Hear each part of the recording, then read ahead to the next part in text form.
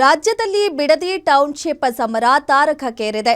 ಬಿಡದಿಯಲ್ಲಿ ನಾಳೆ ರೈತರ ಬೃಹತ್ ಹೋರಾಟಕ್ಕೆ ಜೆಡಿಎಸ್ ಮುಂದಾಗಿದೆ. ನಿಖಿಲ್ ಕುಮಾರಸ್ವಾಮಿ ನೇತೃತ್ವದಲ್ಲಿ ಪಾದಯಾತ್ರೆಗೆ ರೆಡಿಯಾಗಿದ್ದು 10 ಹಳ್ಳಿಗಳಲ್ಲಿ ರೈತರ ಜೊತೆಗೆ ನಿಂತು ಯೋಜನೆಗೆ ವಿರೋಧ ವ್ಯಕ್ತಪಡಿಸಲು ಟೊಂಕ ಕಟ್ಟಿ ನಿಂತಿದ್ದಾರೆ. ಈ ದಳಪತಿಗಳ ವಿರೋಧಕ್ಕೆ ಕೈಕಾಲಿಗಳು ಕೌಂಟರ್ ಕೊಟ್ಟಿದ್ದಾರೆ. ರಾಜ್ಯದಲ್ಲಿ ತಾರಕಕ್ಕೇರಿದ ಬಿಡದಿ ಟೌನ್ಶಿಪ್ ಸಮರ. ಬಿಡದಿಯಲ್ಲಿ ನಾಳೆ ದಳಪತಿ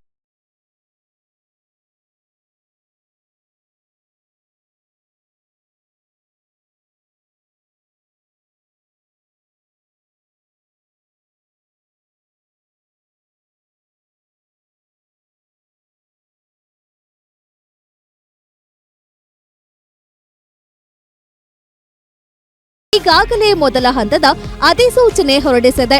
ಬಿಡದಿ ಟೌನ್ಶಿಪ್ ಯೋಜನೆ ವಿರೋಧಿಸಿ 400ಕ್ಕೂ ಹೆಚ್ಚು ದಿನಗಳಿಂದ ರೈತರು ಹೋರಾಟ ನಡೆಸುತ್ತಿದ್ದಾರೆ. ರೈತರ ಹೋರಾಟಕ್ಕೆ ಬೆಂಬಲ ನೀಡಿ ನಾಳೆ ಜೆಡಿಎಸ್ ದೊಡ್ಡ ಮಟ್ಟದ ಹೋರಾಟಕ್ಕೆ ಕರೆ ನೀಡಿದೆ. ನಾಳೆ ನಿಖಿಲ್ ಕುಮಾರಸ್ವಾಮಿ ನೇತೃತ್ವದಲ್ಲಿ ಪಾದಯಾತ್ರೆ ಕೈಗೊಳ್ಳಲಾಗುತ್ತಿದೆ. ನಮ್ಮ ಭೂಮಿ ನಮ್ಮ ಹಕ್ಕು ಬೃಹತ್ ಪಾದಯಾತ್ರೆಯ ಹೋರಾಟದ ಮೂಲಕ ಯೋಜನೆ ವಿರೋಧಿಸಿ 2 ಹಂತದ ಪಾದಯಾತ್ರೆಯನ್ನ ಜೆಡಿಎಸ್ ಕೈಗೊಂಡಿದೆ.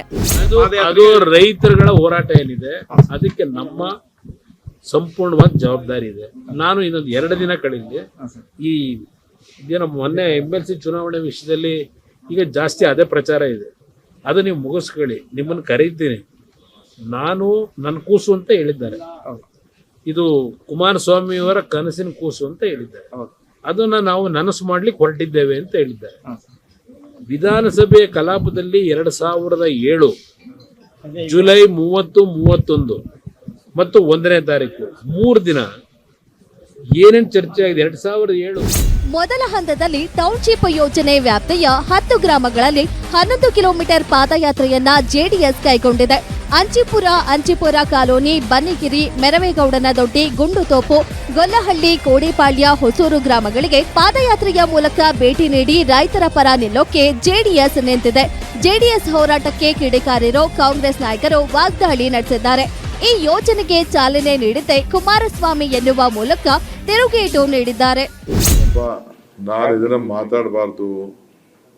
ನಾನು ಕುಮಾರಸ್ವಾಮಿ ಅವರು ಏನು ನೋಟಿಫಿಕೇಶನ್ ಮಾಡಿದ್ರು, ಯಡಿಯೂರಪ್ಪನವರು ಏನು ಮುಂದುವರಿಸಿದ್ರು ಅದನ್ನ ಮುಂದುವರಿಸ್ತಾ ಇದೀವಿ. ಹೊತ್ತು ನಾವೇನು ವಸ್ತು ಮಾಡ್ತಾ ಇಲ್ಲ. ಈಗ ಬಿಡದಿ ಇಂಡಸ್ಟ್ರಿಯಲ್ ಲೇಔಟ್ ಆಗಿದೆ. ಯಾರು ಅದನ್ನ ಅಕ್ವಿಷನ್ ಮಾಡಿದವರು? ಯಾರ್ದದು? ಈಗಿರುವಂಥ 9,000 ಎಕರೆಯಲ್ಲಿ 1,000 ಎಕರೆ ಜಗದೀಶ್ ಶೆಟ್ಟರ್ ಅವರೆಲ್ಲ ಸೇರಿ ಅಕ್ವಿಷನ್ ಮಾಡ್ಕೊಳ್ಳಿಲ್ವೇ? ಆ ರೈತರು ಅವರ ರೈತರಲ್ವೇ? ಇದು ರಾಜಕಾರಣಕ್ಕೋಸ್ಕರ ಅವ್ರು ಮಾಡ್ತಾ ಇದ್ದಾರೆ. ಈಗ ಹೊಸ ಇಂಡಸ್ಟ್ರೀಸ್ ಬರಬೇಕು ಅಂತ ಹೇಳ್ತಾ ಇದ್ದಾರೆ. ಅವ್ರು ಇಂಡಸ್ಟ್ರೀಸ್ ಮಿನಿಸ್ಟರ್ ಇದ್ದಾರೆ. ಎಲ್ಲಿಂದ ಜಮೀನು ತೆಗೆದುಕೊಂಡು ಕೊಡ್ಲಿ ಅಂತ ಅವರೇ ಹೇಳಿದ್ರೆ ನನಗೆ ಆಗ್ತದೆ.